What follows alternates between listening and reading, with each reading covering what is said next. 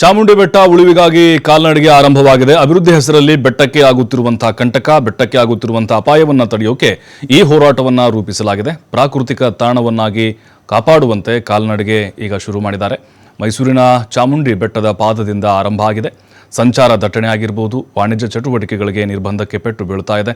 ಇನ್ನು ಪರಿಸರ ಸಮತೋಲನ ಕಾಪಾಡಲು ಒತ್ತಾಯಿಸಿ ಈ ಜಾಥಾ ಹಮ್ಮಿಕೊಳ್ಳಲಾಗಿದೆ.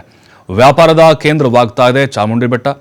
ರಸ್ತೆ ವಿಸ್ತರಣೆ ಹಿನ್ನೆಲೆ ಕೆಲವು ಭಾಗಗಳಲ್ಲಿ ಭೂ ಕುಸಿತ ಆಗಿದೆ ಮತ್ತು ವಾಯು ಗುಣಮಟ್ಟ ಹಾಳಾಗ್ತಾ ಇದೆ, ಶಬ್ದ ಮಾಲಿನ್ಯ ಜಾಸ್ತಿ ಆಗ್ತಾ ಇದೆ, ಅಕ್ರಮ ಒತ್ತುವರಿಯೂ ಆಗಿದೆ ಅನ್ನುವಂಥ ಆರೋಪವನ್ನು ಹೋರಾಟಗಾರರು ಮಾಡಿದ್ದಾರೆ.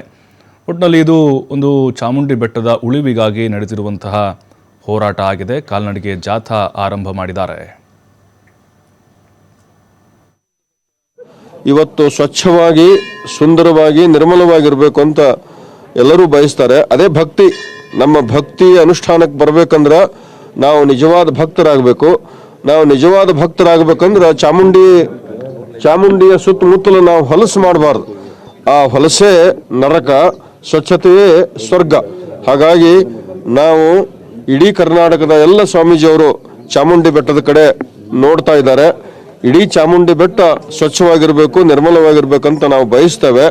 ಅದಕ್ಕಾಗಿ ಮೈಸೂರಿನ ಎಲ್ಲ ಪ್ರಜ್ಞಾವಂತ ನಾಗರಿಕರು ಜಾಗೃತರಾಗಿ, ಸಂಘಟಿತರಾಗಿ, ಒಂದನೇದ್ದು ಜಾಗೃತಿ, ಎರಡನೇದ್ದು ಸಂಘಟಿತರಾಗಿ ಚಾಮುಂಡಿ ಬೆಟ್ಟದ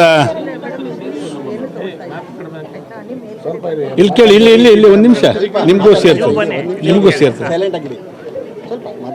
ಚಾಮುಂಡಿ ಬೆಟ್ಟದ ನಡೆಗೆ